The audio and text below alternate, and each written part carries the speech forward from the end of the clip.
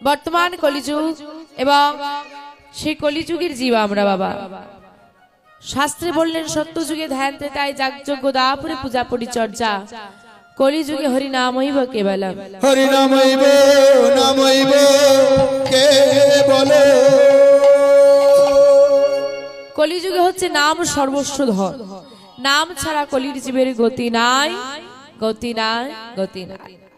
সত্য যুগের সাধন ভজন ছিল ধ্যান, ত্রেতা যুগে যাগযজ্ঞ দাপুরে পূজা অর্চনা, এবং কলিযুগে এই কলিহত জীবকে যদি ভব নদী পারাপার করতে হয়, উদ্ধার লাভ করতে হয়, হরি নামই হচ্ছে একমাত্র সাধনার পথ।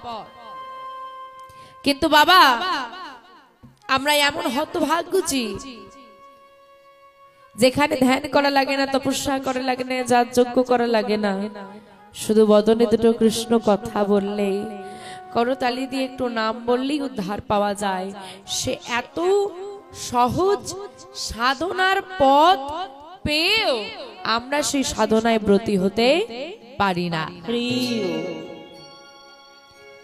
তাই বাবা বলছি কলিযুগ, আমরা অনেকে বলে থাকি যে যুগটা কলিযুগটা খারাপ, কারণ পদকর্তা তুলসীদাস বলছেন सच कहे तो मारे लट्ठा झुटाओ जगत भोलावे रे, गोरस गली गली घूमे भाई रे, सुरा बैठलो बिकाए रे, घर का बाहुरी पीत ना पाओ प्रीत चराओ दासी, कलयुग तेरा तमाशा देखे दुख लगे और हंसे, दुख लगे और हंसे।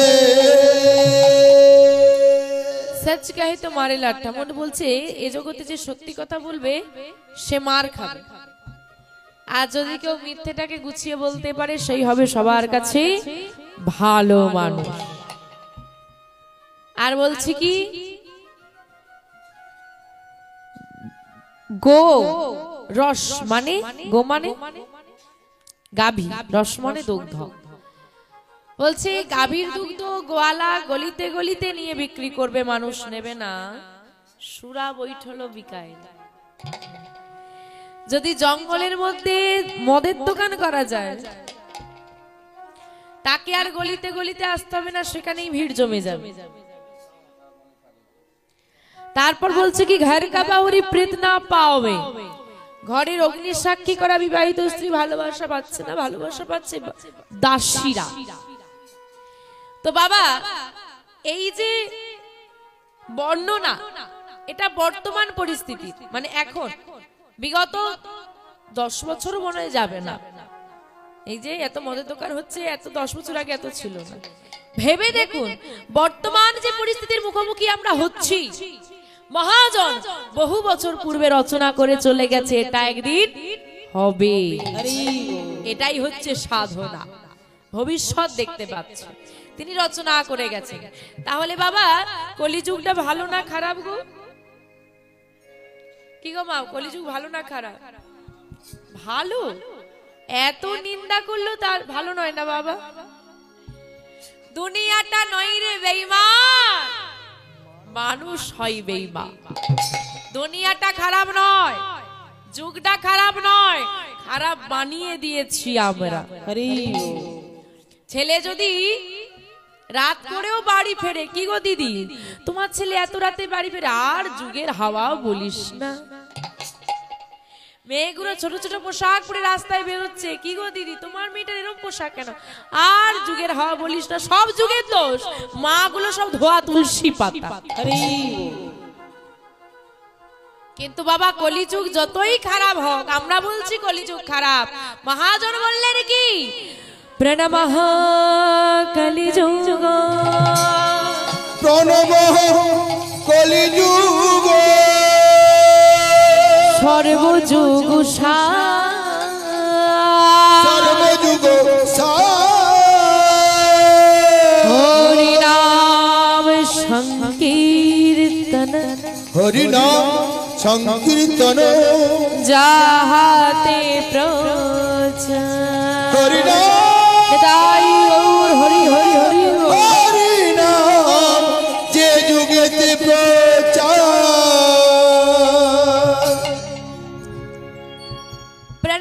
কলিযুগ, প্রণামঃ কথার অর্থ হচ্ছে প্রণাম করছে, প্রণামঃ কলিযুগ।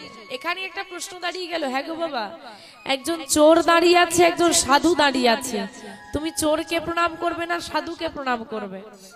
সাধুকে কেন, চোরকে করবে না কেন? হ্যাঁ, সাধুকেই প্রণাম করব, চোরকে করব না কেন? অসৎ বলে? চোর অসৎ বলে? আর সাধুর বেশে যদি চোর থাকে? রাধে রাধে। ও বাবা, একজন তার গুরুদেবের কাছে গিয়ে বলছে, গুরুদেব বলছি, গুরুদেবের কাছে তো সব রকম সমস্যার সমাধান থাকে, তাই তো? তা আমি গুরুদেবের কাছে এসেছি, একটা আমার সমস্যা আছে, সমাধান করতে হবে। গুরুদেব বলছে, কি সমস্যা? বলছে, আমি পরশমণি পাথর পেতে চাই। আরে, পরশমণি পাথর কাকে বলে জানো? জানো না? সোনা দোকানে গিয়ে বলি, বল পরশমণি পাথর দাও, যত টাকায় দাম হোক কিনে নেবে। জানো না পরশমণি পাথর কাকে বলে? যেটা ছোঁয়ালে সব সোনা হয়ে যায়, সেটাই হচ্ছে পরশমণি। ও পাথর পাওয়া যাবে না। এখন শিষ্যের মনে শখ জেগেছে, বড় লোক হতে কেনা চায়, যদি একটা পরশমণি পাথর নিতে পারি, লোহাতে ছোঁয়ালেই তো লোহা সোনা হয়ে যায়, তা পরশমণি পাথর একটা দরকার। গুরুদেব কি করেছে বলছে, শোন, ডেকে এনেছে, আর একটা বড় লোহার ঘন্টা নিয়েছে, ঘন্টা দিয়ে তার কোমরে বেঁধে দিয়েছে। বলে, এটা কি হলো? বলে, শোন, এখান থেকে তুই বাড়ি পর্যন্ত যাবি, রাস্তায় যত পাথর দেখতে পাবি, ওই কুড়িয়ে কুড়িয়ে ওই ঘন্টায় ঠেকাবি, স্পর্শ করাবি, যে পাথরটার পরশে ওই লোহার ঘন্টা সোনার হয়ে যাবে, ওটাই পরশমণি পাথর। ঠিক আছে, মনে বড় আনন্দ, পরশমণি পাথর পেয়ে যাব। এইবার রাস্তা দিয়ে হাঁটা শুরু করেছি, যত পাথর পাচ্ছে কুড়োচ্ছে, ঠেকাচ্ছে আর চলে যাচ্ছে। আরে, পরশমণি পাথর কি রাস্তায় পড়ে থাকে? যেভাবে যাকে বোকা বানানো যায় আর কি। তো বেশ কিছুটা দূর এগিয়ে গেছে। এখন মা, মানুষের ধৈর্য বড় কম, কলির জীবের ধৈর্য বড় কম। 3 ঘন্টা কীর্তনের সময়, হ্যাঁ, বসা থেকে শুধু ঘুমে ঝুঁকছে। বলে, কীর্তন শুনতে যাবি? বলে, তো কীর্তন আবার কেউ শুনে নাকি? ওসব ভালো লাগে না। এখন একটা ডিজে গান বাজিয়ে দাও না, নাচার লোকের অভাব হবে না, কিন্তু কীর্তন শোনা যায় না, নাম গাওয়া যায় না, কি করে? লজ্জা করে, ভালো লাগে না।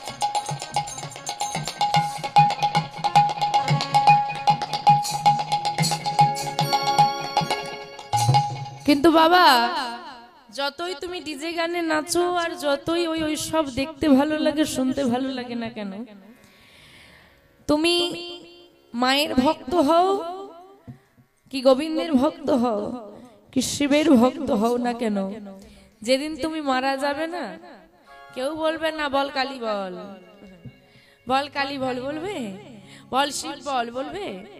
হ্যাঁ, যে ডিজে গান শুনতে ভালো লাগে তাকে যখন শেষের দিনে নিয়ে যাবে, ওই ডিজে গান বাজিয়ে নাচতে নাচতে নিয়ে যাওয়াটা দরকার আছে না, যার যেটা ভালো লাগে আর কি।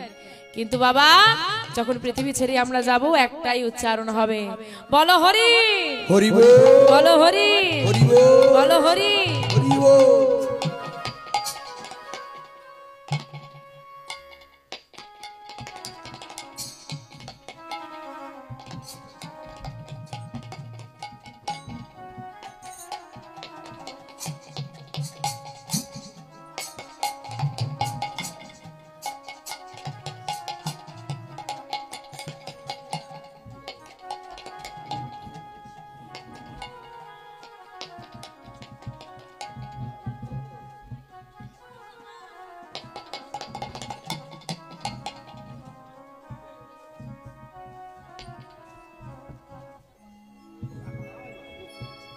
ও মা, তাই বলছি এবার মানুষের তো ধৈর্য কম, এখন তারও তো ধৈর্য নেই। বেশ কিছুটা পথ পাথর ঠেকিয়ে ঠেকিয়ে এসে দেখছে সোনার হচ্ছে না, বিরক্ত হয়ে গেছে। এইবার হলো কি বাবা, ধৈর্য হারিয়ে গেলে যেমন মানুষের হয়, কাজে মন থাকে না, করতে হয় তাই করছে। রোজ রোজ কি মায়েদের রান্না করতে ভালো লাগে? এখন ঠেলায় পড়েছি, করতেই হবে, তাই করা। এখন যদি কেউ বলে না আজকে থাক, করতে হবে না, মনে কি আনন্দ, ঠেলায় পড়ে করা। হরি বল হরি বল। মা এরও তাই অবস্থা, পরশমণি পাথর পেতেই হবে, পরশমণি পাথর পেতেই হবে, তাই ঠেকাচ্ছে, ফেলে দিচ্ছে, লক্ষ্য আর করছে না ঘন্টাটা সোনা হলো কিনা। বেশ কিছুটা আসার পর একটা গাছের তলায় ক্লান্ত হয়ে ব্যক্তি বসে পড়ছে। হঠাৎ করে দেখছে ঘন্টাটা সোনার হয়ে গেছে। নিতাই গৌর হরি হরি হরি। ঘন্টাটা সোনার হয়ে গেছে।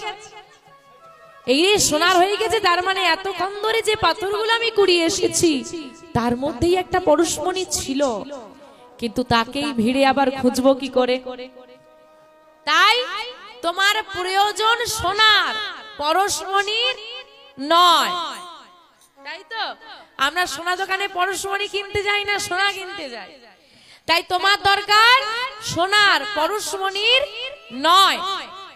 তদ্রূপ বলছে এই হৃদয়টা তো আমাদের লোহা হয়ে আছে। কোনটা পরশমণি পাথর কোনটা নকল পাথর বিচার করার প্রয়োজন নেই, সবার পরশ নাও। মানে কে সৎ কে অসৎ, কে সাধু কে বৈষ্ণব, কে সাধুর বেশে চোর, তোমার জানার প্রয়োজন নেই। তুমি সবার চরণ ধুলি নাও। কে বলতে পারে কোন সাধু পরশমণি রূপ সাধুর পরশে তোমার হৃদয়টা সোনা হয়ে যায়। নিতাই গৌর হরি হরি হরি। আমার সাধারণ অর্থে আমরা সাধুকে প্রণাম করি, সৎ ব্যক্তিকে সম্মান করি। কিন্তু দেখুন বাবা, কলিযুগ খারাপ আমরা বলছি, কিন্তু মহাজন কলিযুগকেই প্রণাম করলেন। প্রণামঃ কলিযুগ সর্বযুগ সার। কেন সব যুগের সার কেন বললো? হরি নাম সংকীর্তন যাহাতে যে কলিযুগে হরি নামের প্রচার, সে যুগের মতো যুগ হয় না আর হবার নয়। তাই তুমি যদি নয়ন বাড়ি দিয়ে একবার গোবিন্দকে ডাকতে পারো, যদি ঘরে বসে নিজে করতালি দিয়ে একটু বদনে নাম গাও আর নয়নের বাড়ি দিয়ে গোবিন্দকে বেঁধে রাখো, তোমার ভবনদী পারাপারের কোনো ভয় নেই। তাই বলছে ভগবানকে ডাকবে কিভাবে জানো? হাসি মাখা বদনে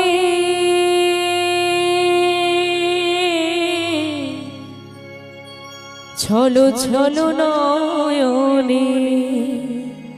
হাসি মাখা বদনে সংসারের চিন্তা ভুলে যাও, সংসারের দুঃখ ভুলে যাও। গোবিন্দের চরণে কোনো দুঃখ নেই, আনন্দ আছে। তাই হাসি মাখা বদনে আর ছলো ছলো নয়নে, নয়নের বাড়িটা গোবিন্দের সেবায় দাও। তাই বলছে হাসি মাখা বদনে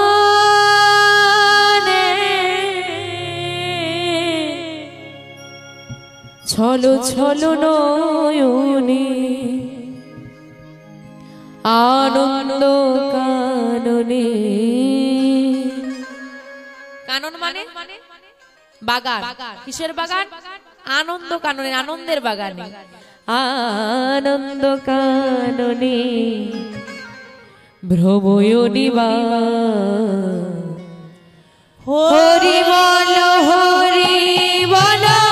মনে রে আমার হরি বল মনে রে আমার হাসি মাখা বদনে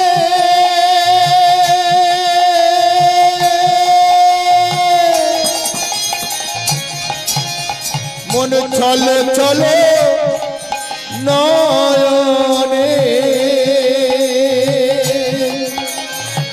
হাসি মাখা বদনে চলে চলে নয়নে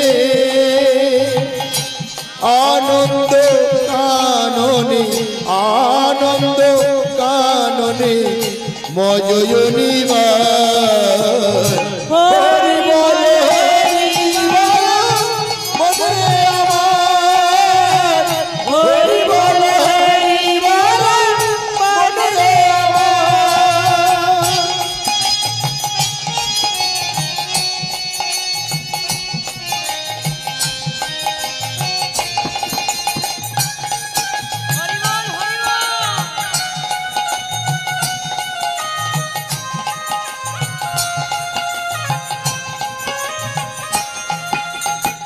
গতি নাই গতি নাই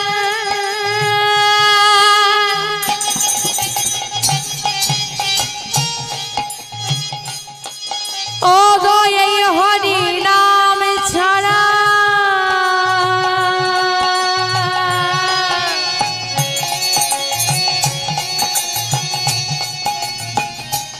তুমি বদন ভরিয়া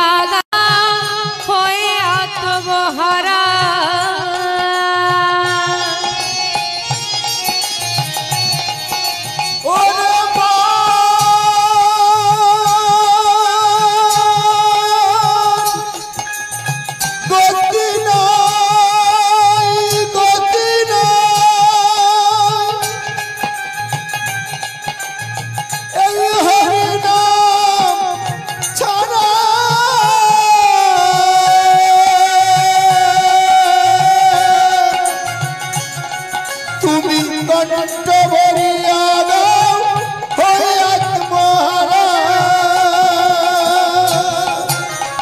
আমার গাড়ি আমার বাড়ি আমার ছেলে আমার মেয়ে আমিত্বের কত অহংকার তাকিয়ে দেখো যেদিন তুমি সেদিন চলে যাবে আমার বাবা আমার মা আমার স্বামী আমার ছেলে আমার মেয়ে কেউ সঙ্গের সাথী হবে না সঙ্গের সাথী হবে একমাত্র নাম এই নাম গাইতে গাইতে আমাদের এই নিস্তেজ দেহটাকে চারজনে কাঁধে তুলে নিয়ে চলে যাবে তাই বলছে